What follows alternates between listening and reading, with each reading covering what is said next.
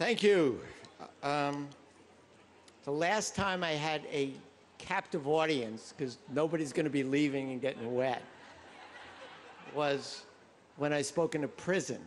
I am delighted to be here, delighted to give you all a place to get out of the storm.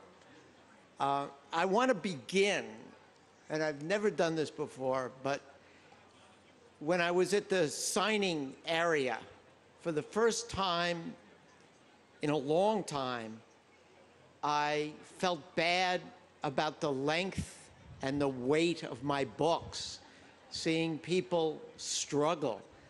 When I finished my first book, my Hearst book, which was my first big biography, my publicity tour began very inauspiciously in Boston at a bookstore, one of the bookstores that's no longer with us, huge bookstore. And I walked in and they escorted me to the corner where the readings were, and there was one person waiting to listen to me, and my guide, the bookstore employee, sat next to her, and I spoke. What was I going to do? And this lovely elderly lady, looking a bit frail, came up after the talk, as people sometimes do, but she was my entire audience, so I was particularly gratified. And she came up and she shook my hand and she said, "Young man, sounds like you've written a wonderful book, and I'd love to buy it, but it's just too heavy for me to carry home." I made up my mind at that point that I wasn't going to do it again. And when I wrote my Carnegie biography, I learned the first week I did my research that his name was pronounced Carnegie because he was Scottish. When I did my Carnegie biography, I swore it was not going to be a big fat book. I couldn't help myself. When I did the Patriarch, again, I made up my mind that I was going to cut out in advance, or simply not write, all those sections that would have to be cut out in the end. When I finished the book and handed it in to my wonderful editor, she read through the manuscript, and instead of coming back and saying, "David, this is magnificent, don't cut a word," she said, "You know, it's a great read, but it would be a better read if it were 100,000 words short." I took out the 100,000 words and maybe a little bit more, and still ended up with this behemoth. So I apologize with an explanation. This man lived an incredible life. An incredible life. And in writing the story of Joseph P. Kennedy, especially if you're a historian, you end up writing about the 20th century. You end up writing about World War I. You end up writing about the roaring 20s in the stock market and the birth of Hollywood as it goes from the silent pictures to the talkies. You end up having to write about the stock market crash and the beginning of the Great Depression and the New Deal and Franklin Roosevelt and the attempted recovery from the Great Depression. And then, as Joseph P. Kennedy was named the ambassador to Great Britain in 1938, you were swept into the world that is on the brink, the precipice of world war. So I ended up writing about the lead up to World War II and the World War. And I wasn't finished yet. Joseph P. Kennedy came home in disgrace because he was an appeaser.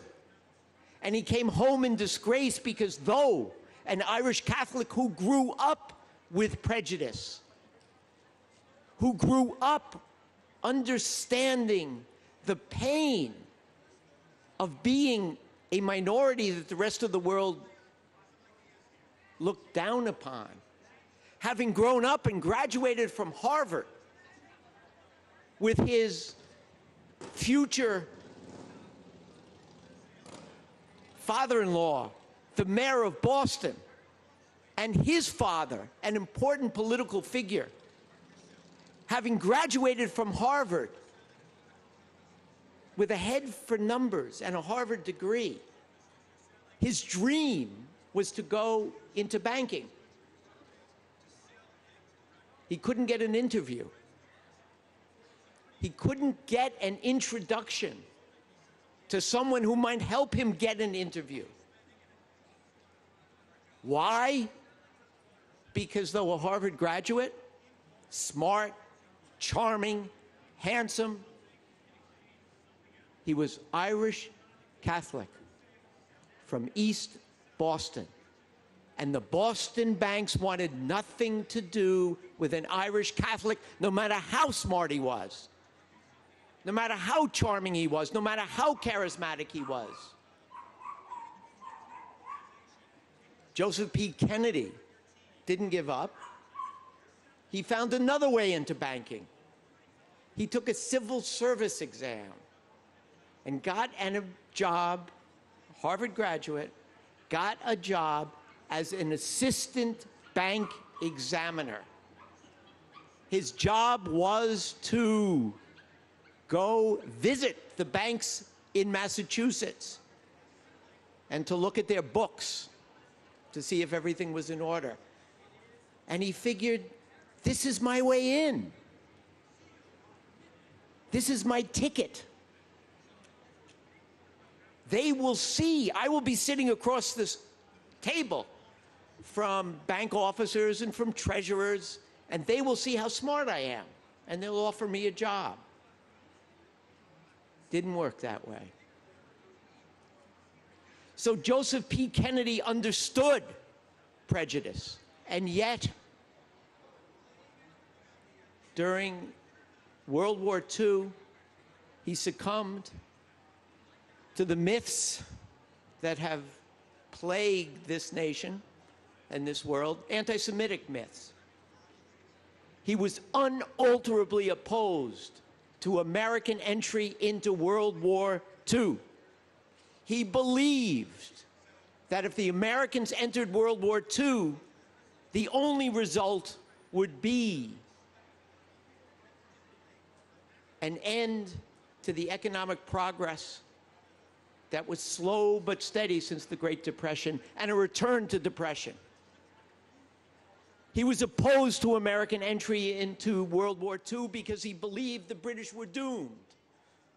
And why should the Americans bail out the British a second time? He was opposed to entry into World War II because he believed the Germans were invincible.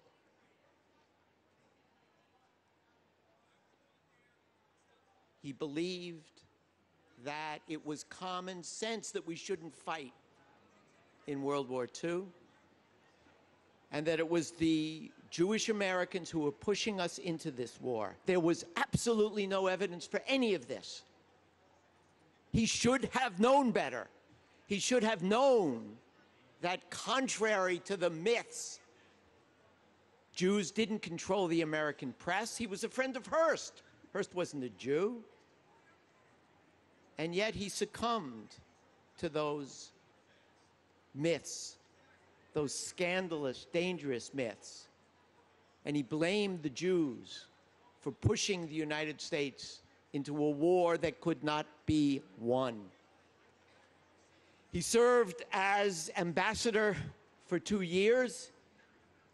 He had been a great first chairman of the Securities and Exchange Commission under Roosevelt. He had supported Roosevelt. He had gone on the campaign trail in 1932. In 1934, Roosevelt had asked him to take over as the first